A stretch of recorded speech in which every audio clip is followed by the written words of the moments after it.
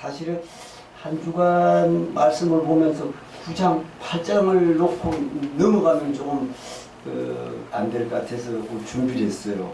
8장에는 그래서 제목도 뭐죠? 제목도 너희 중 죄 없는 자라 하려 하다. 죄 없는 자라 했는데 실제는요, 죄 없는 자가 먼저, 아주 놀라워요. 예수님이 죄 없는 자가 먼저 어떻게 했지? 돌로 치라. 그게 먼저야. 원래는 너희 중에 죄 없는 자가 먼저 돌로 치라 했어요.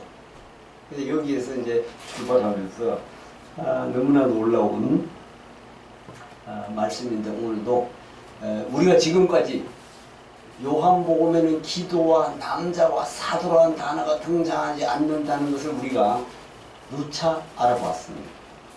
그런데 오늘 이 본문에는 요한복음에 이상한 본문이 나타나요. 뭐가 나타날까? 서기관이 나타나. 요한복음은 사실은요, 제가 볼 때는 서기관이 등장하는 것이 아니야. 그런데 등장하거든.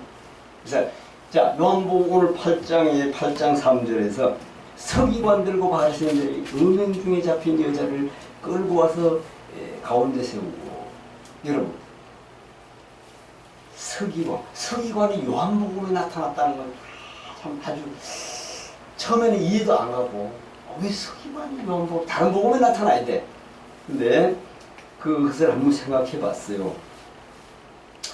서기관들이 음행 중인데, 사실 개역 한글에는 간음 중에 이렇게 나오는데, 우리가 익히 들은 것은 간음이라고 생각하는데 이 단어가 등장합니다. 그럼 서기관이 왜 등장할까?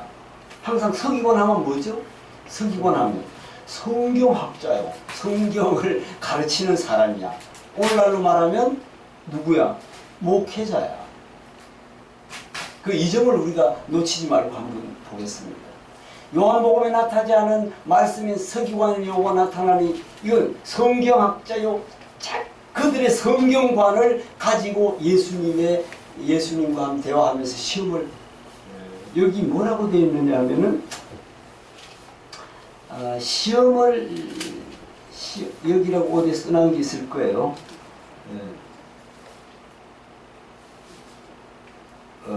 고발할 조건을 찾고자 하는 거예요. 6절에 그들이 이렇게 하여 예수를 시험함이로라. 예수께서 물굽기 손가락으로 땅에 쓰시니.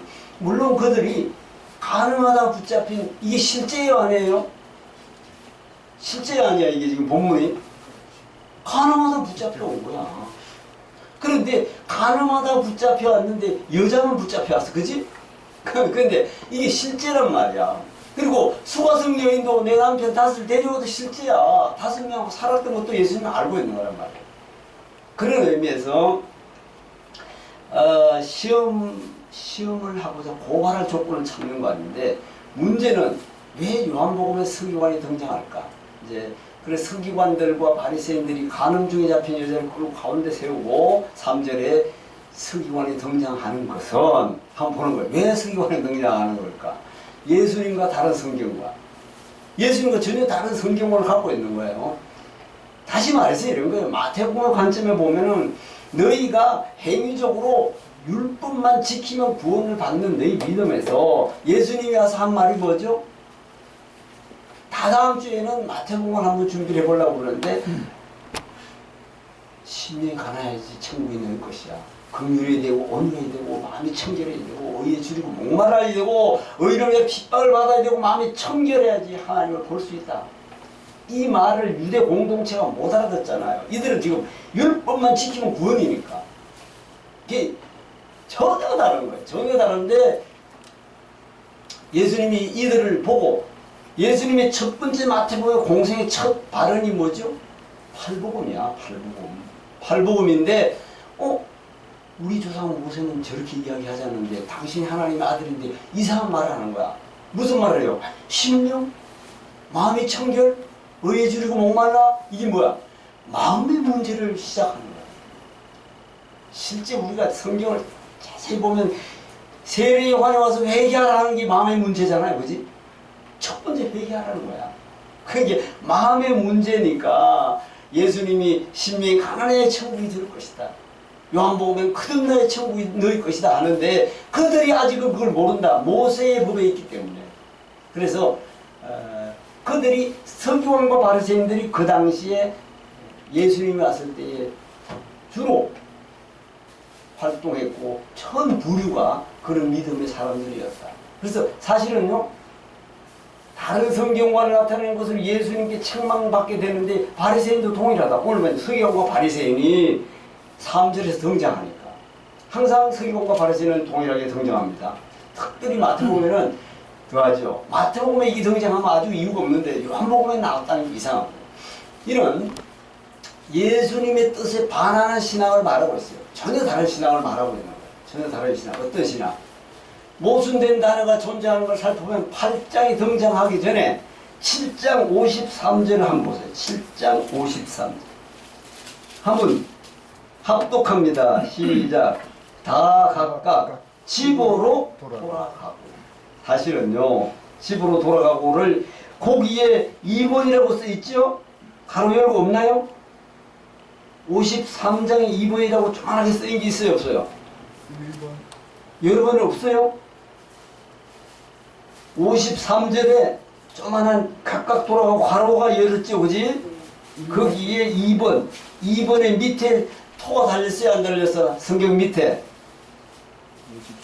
여러 번에 없나? 네, 손은 안 달려. 아, 2번이라고 안 달렸어요? 1번으로 돼 있어요. 1번으로 돼 있어요? 1번에 뭐라고 돼 있어요? 손은 안 달려. 밑에 없어? 네. 아, 잘 보세요. 아, 성경이 그렇네. 53절에 원래 조그만한 2번으로 해가지고 토를 달아놨어요. 이게 이렇게 돼 있어요. 성경에 사해 사본이 있고 마사 사본 등에는 요한복음 7장 53절에서 8장 11절까지가 없습니다. 근데 그럼 어떻게 돼서 이렇게 이 가로 열었다는 것은 여러분 이제 좀 아셔야 돼요. 가로가 열었다는 것은 있는 데가 있고 없는 데가 있어요. 항상 성경에 보면 가로가 열리고 있죠? 이거는 있는 성경이 있고 사본에도 없는 성경이 있는 걸 설명하는 거예요. 그러면은 실제 이게 오면 사해에 대해서 좀 말씀드려요. 그렇다면 성경 원본은 없습니다. 지금 없고 전 인류에 없어요. 사본만이 여러 개가 있는데 이 중에 있는 것과 없는 것이 있는데 어떻게 보느냐, 어떻게 보느냐에 따라 이게 성경관이 달라지고 설명해 주는 거예요. 그게 뭐죠? 2번 저렇게 조그만하게 2번 제 성경에는 또 여러분이 갖고 있는 중에도 있을지도 몰라요. 어떤 사본에 이렇게 써놨어요. 네? 예, 어떤 사본에 요겁니다. 요거. 자, 53절에서 8장 11절까지가 없는 부분이 있어요. 없는 부분이, 성경이 없는 부분이 있는데, 그럼 사해 사본이 뭐냐? 사해 사본에는요, 이렇게 돼 있어요.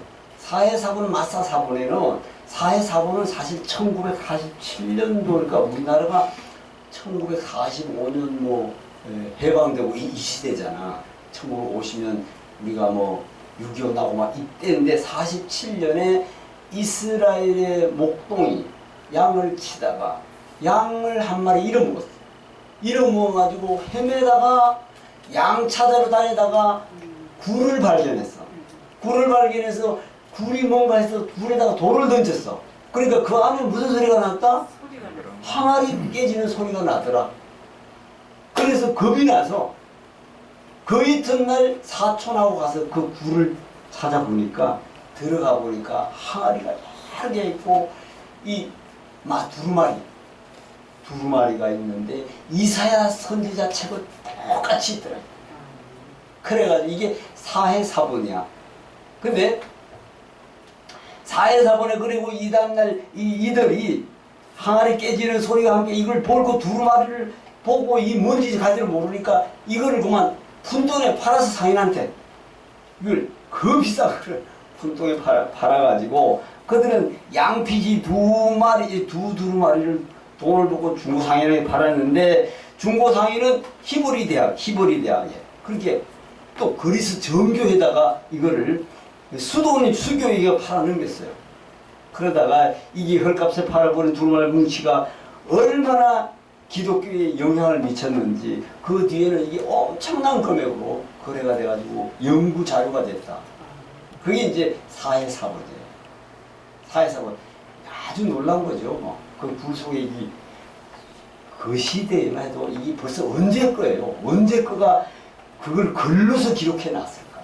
그게 양피지 두루마리로 되어 있는 거니까 이것을 어떤 사본에는 있고 어떤 사본에는 없는데 후대에 이 성경을 편집할 때 이걸 넣느냐만 해. 사실 이게 요한복음에 들어가 있다는 건 저도 성경이 요한복음에 들어가 있다. 마태복음에는 당연히 들어가 좋은데 그래서 이런 점을 볼 때 자, 2번에서 어떤 사본이라는 전제를 밑에 깔아놔 토를 달아줬어요. 어떤 사본에 어떤 사본 7장 53절부터 8장 11절이 없어.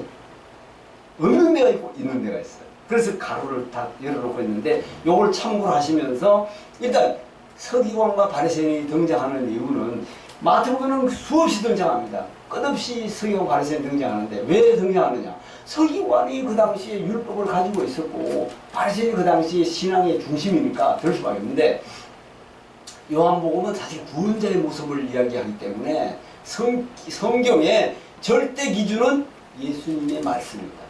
할렐루야. 예수님의 말씀이 기준이야. 성경이 잘못됐으면 예수님의 말씀이 어떻게 했느냐를 보는 거예요. 그래서 3절의 서기관들 바리새인들이 간음 중에 잡힌 여자를 끌고 와서 가운데 세우고 여기에서 이제 모세는 율법에 이러한 여자를 뭘로 치라? 돌로 치라 명하여 끌어와 선생은 어떻게 말하겠습니까? 이제 너무나 놀라운 거죠. 선생은 어떻게 말하겠나니까 이렇게 말하고 있는데 여기에서 6절에 저희가 이렇게 말하면 고발할 조건을 얻고자 예수를 시험하리라. 이제 항상 성경은 그렇게 나오는데 이게 요한복음에서는 고발할 조건 이런 게 잘 안 나오는데 이게 지금 편집된 내용들이 이 요한복음에 들어가 있는 거야. 8장 11절까지 없는 데도 있고 있는 데도 있으니까. 그래서 수많은 사본을 학자들이 편집을 해서 성경이 이루어진 거예요. 그러니까 이것도 하나님의 성령 안에서 이루어졌다고 보는 거죠. 그래서 시험함이로라. 여기서 왜 간음하다 잡힌 여자를 등장시키는가? 실제 간음하다 잡힌 여자가 온 거예요? 그냥 등장시킨 거예요?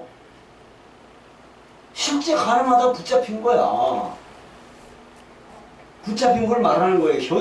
현실이 그런 걸 확실히 한 거야. 그렇게 전능하신 예수님은 그 현장을 만드는 거야. 수가성 여인도 그 현장이 그렇게 만들어진 거고 38년 병자도 그 현장이 진짜 그랬어요. 실제 그걸 통해서 예수님이 하나님이 원하시는 말씀을 하고자 하는 거야. 그러니까 간음하다 잡혔어. 그 당시에는 간음하다 잡히면 어떻게 돌로 쳐 죽이라 했잖아. 그것을 통해서 하나님의 말씀을 우리를 바르게 깨우치라고 한 줄로 믿습니다. 성경 전체가 그렇습니다. 아니 잘 보세요. 수가성 여인이나 왕의 신하 아들의 병을 고치는 거나 아니면 38년 된 병자 고침을 받는 거나 다 보면 그런 내용이잖아요. 근데 대충 되게 보면은 38년 된 병자는 여러분 38년 동안 기도해서 낫습니다. 여기서 끝이라 했잖아요. 항상 그 말씀 한번 들어보세요. 어디 설교 이런 거 보면. 그런데 그 후에 그를 성전에서 만나 하는 말에 대해서는 언급을 안 하고 만나 네가 나았으니 더 심한 것이 생기지 않도록 다시는 죄를 범치 말라. 그러면 사실 그 사람이 성전에 있으면 믿음이 있는 사람이야. 그런데 왜 죄를 범치 말라 하는 거야? 그죠? 이걸 뭐라고 설명한다고 했죠? 네가 성전에 있어도 아직 모세 율법에 그대로 있으면 너는 지옥 가. 그걸 분명하게 말씀하잖아요. 그럼 다 원리가 그렇게 들어가 있고 오늘 이것도 마찬가지죠. 지난주에 했던 신랑도 똑같은 원리입니다. 그런데 여기에서 자 간음하다 들켜온 여자를 지키려면은 예수님이 그냥 모세 율법만 전적으로 지키는 무리들이 막 헐레벌떡 와서 야, 저 예수라는 작자가 하나님의 아들이라고 하는데 가서 이 사람은 어떻게 하는지 보자. 잘못하면 무리가 잘못되면은 돌로 그냥 칠 수가 있잖아요. 그걸 사실 의미적으로 좀 잠잠하기 위해서 나중에 침을 뱉어서 이제 글을 썼는데, 아무튼 그 과정을 한번 봅니다. 간통이란 음행인가? 남편이 있는 사람과의 관계를 말하고 있습니다. 간통죄라는 그렇잖아. 그런데 청유총학에는 간통 간음이 아닙니다. 이 점만 알고 우리가 넘어가면서, 자, 여기서 말하는 간음이란 이겁니다. 오늘 주님 말씀하고자 하는 것은 하나님을 믿으면서 살아가는 인생들이 어떻게 세상을 더 사랑하는 의미를 간음이라고 한다. 음행이라고 하는 거야. 항상 구약도 읽어보세요. 음행이 뭐야? 하나님의 율법을 지키다가 지키지 못하고 엉뚱한 신을 지키는 게 음행이지. 지금 예수님은 하늘에 대한 이야기를 지금 설명하는, 실제 이 땅에 이루어진 간음한 여자를 비유로 천국을 설명하는 거야. 다시 말해서 내 심령에 성령님이 있느냐? 있으면 넌 그럴 수가 없다는 거야. 이걸 말하는 거고. 근데 바리새인들이 실제 행위적으로 간음하는 자들이야 아니에요? 바리새인들이 아니지. 예수님은 너무 잘 알지. 걔들은 행위적으로는 완벽하지. 간음하고 그런 건 아니지. 바리새인들은 그러니까 데리고 왔죠. 그래서 흠이 없는 신랑이신 예수를 모시고 있느냐? 우리 심령에 이것을 질문하는 거예요. 지금 내용이. 자, 여기서 8장 5절에 모세는 율법에 다 여기서 하면 여러분 이제는 거의 다 알 거야. 항상 소가성령인도 5명이 율법에. 자, 모세는 율법에. 여러분 계속 모세야. 모세. 5장 45절로 47절에 너희를 고발할 자가 있으니 내가 너희를 고발할까 염려하지 말라. 너희를 고발할 자는 누구다? 모세가 너희를 고발한다는 거야. 모세를 믿었더면 나를 믿었으리니 그가 기록한 것도 믿지 않는 자가 어찌 내 말을 듣겠느냐. 거기 요한복음 5장에서 지금 계속 와서 8장 9장까지 계속 넘어가는 거예요. 근데 율법, 모세와 율법을 이걸 뗄 수가 없는 거야. 그걸 이제 우리가 예수님의 법과 어떤 차이가 있는가를 알기만 하면 돼요. 실제 가정이 있으면서 남의 여인과 간통한 물리적인 모습을 말하는 거야. 실제 간통하는 걸 설명한 거야. 구약에는 실제 어떤 남자와 여자가 간통한 실제 간음을 말하는 거고, 지금 여기서는 예수님은 서기관과 바리새인들은 실제 외모적으로 간음하지 않는 자들은 예수님도 알고 있어. 알고 있어. 근데 마음으로는 저들이 그렇지 않다는 걸 예수님이 더 잘 알아. 그래서 어떻게 했죠? 제가 마태복음을 준비하면서 마태복음에는 살인하지 말라 하는 말을 너희가 들었으나 나는 너희에게 말하노니 형제를 보고 라갈하고 업신여이고 미련한 자라 하면은 지옥불에 들어간다는 거야. 그게 살인이야. 무슨 말인지 알죠? 이젠 달라졌다 했잖아. 그래서 양을 드리는 제사가 이제 와서는 회개함으로 세례를 받음으로 변화되듯이 똑같은 원리예요. 바리새인 실제 외모적으로 간음하지 않는 자들이야. 저들은 왜? 행위적으로는 깨끗한 자들이니까 예수님도 그걸 인정해. 그걸 안단 말이에요. 아는데 그들의 마음은 그렇지 않은 걸 아는 거야. 성경 계속 그걸 이야기해요. 모세는 율법에 돌로 치라 했는데 선생의 생각은, 이걸 질문하잖아. 질문하는데 너희 중에 죄 없는 자가 답변하는 거야. 야, 이걸 잘 한번 보세요. 너희 중에 죄 없는 자가, 사실은 먼저가 들어가 있어. 본문에 먼저 돌로 쳐라. 먼저 돌로 치라. 죄 없는 자. 여러분, 이걸 들으니까 그 무리가 어떤 생각을 하고 있어요? 인간 본성의 심성에 어떤 문제가 있느냐 설명하는 거야. 9절에 그들이 이 말씀을 듣고 가책을 느낀다. 양심의 가책을 느낀다. 양심의 가책이 느꼈다는 것은 행위적인 믿음보다 우리의 마음의 양심의 법을 하나님이 줬다 안 줬다? 준 거다.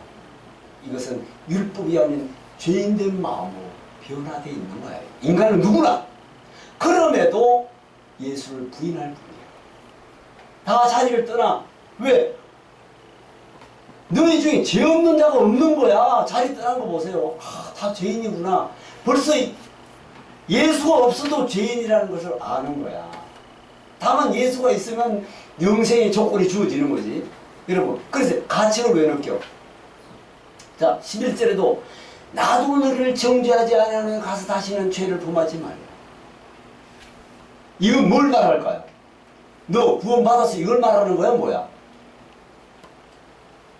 베데스다 연못가 삼천 병자에게 한 말씀과 동일한 말을 합니다. 네가 나았으니 더 심한 것이 생기자니 다시는 죄를 범하지 말라. 여러분, 아니 베데스다 연못가에 병 고친 자가 성전에서 만났다면 믿음 안에 있는데 네가 그대로 있으면, 네가 성전에 와 있어도 율법에 그대로 놓여 있으면 너는 천국 못 간다는 걸 분명하게 설명하잖아요. 그래서 여기서도, 자, 여기서는 무언가 요 말씀이 이런 겁니다. 나도 너를 정죄하지 않아. 잘 보세요. 여기서는 이걸 설명합니다. 그렇다면 무슨 뜻인가? 지금 예수님이 하고 있는 말이, 실제 베데스다 병자는 성전에 있으면서 동일한 말씀을 하시는데, 여기서는 이것은 분명 네가 성전에 와 있어도 율법 아래 있음을 분명하게 하는 말씀이야. 베데스다 고친 자는. 그런데 세례 요한이 회개하라고 선포한 누구든지 베데스다 연못가에 먼저 들어가는 일은 추호도 없었어. 예수 이후로, 아니면 세례 요한 이후로, 예수님이 베데스다를 다녀간 이후로는 존재하지 않고 있을 수도 없는 일이에요. 자, 육신의 병은 고침을 받았으나 더 심한 것을 예수를 만나야 되고 예수를 알아야 된다. 내가 길이요 진리요 생명이기 때문에 분명하게 말씀하는 것이고, 오늘 본문은 이 간음 중에 잡혀있는 이 여자에게도 율법 아래 실제 간음한 자야. 이 여자는 실제 남녀가. 그러나 인간으로서는 뭐를 못한다고? 율법을.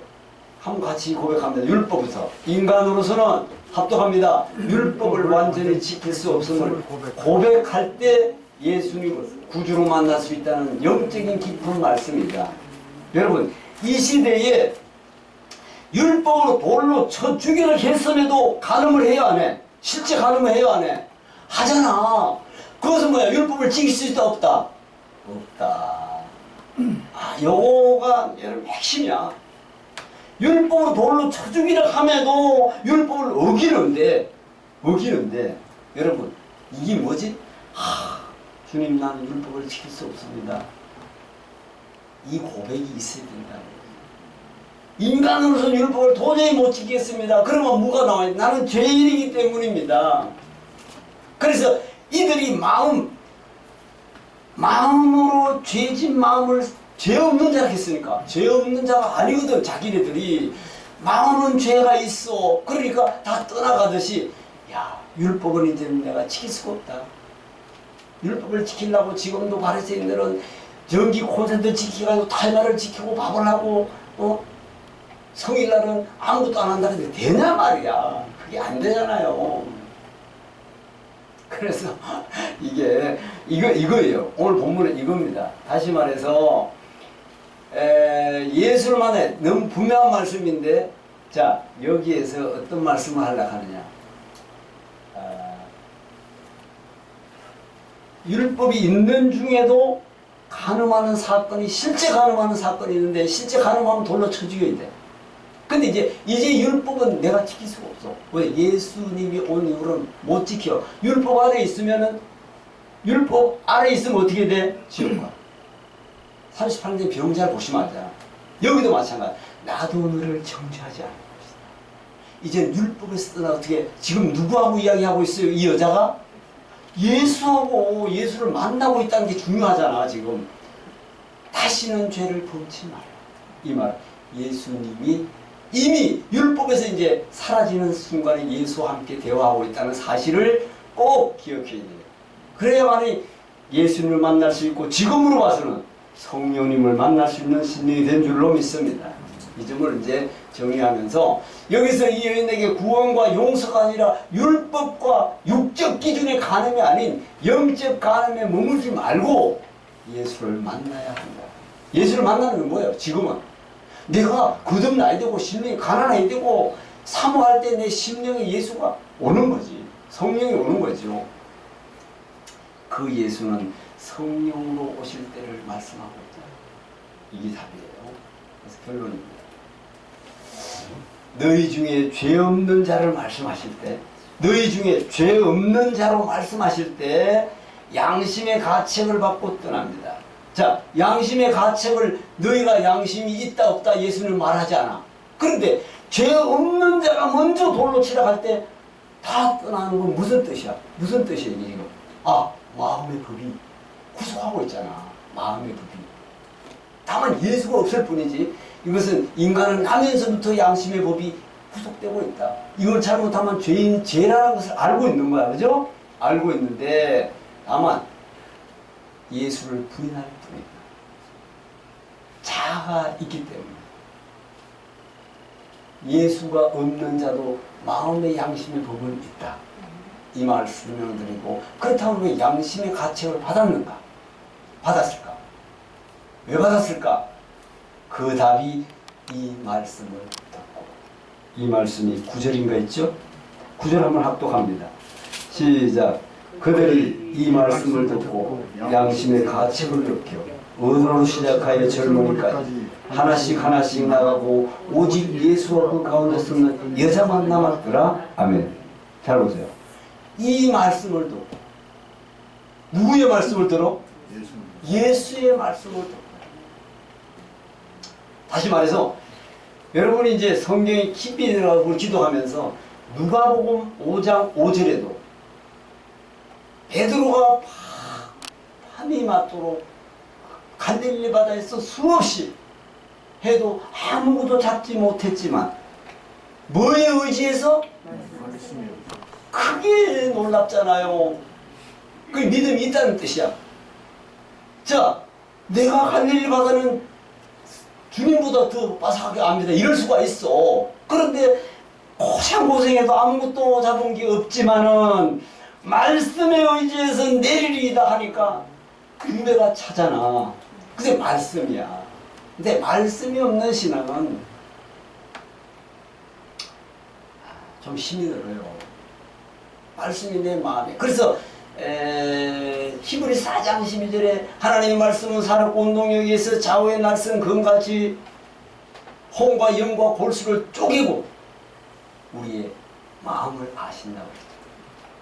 그래서 말씀이 금을 가져요.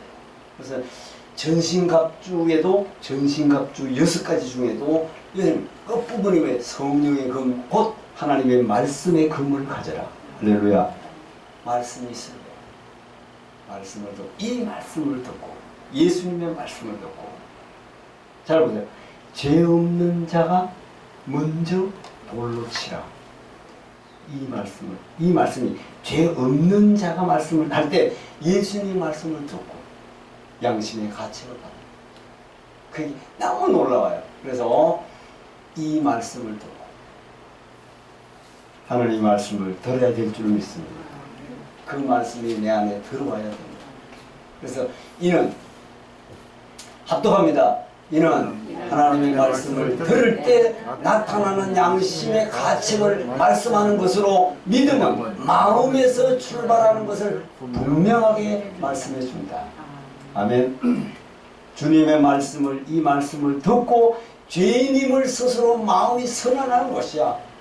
여러분 어떤 때는 내가 거부할 때도 있잖아요. 그지? 세상 사람들 저기 진리인데도 난 거부하고 싶어. 인간의 자아란 말이야. 이 말씀을 듣고 난 죄인이구나.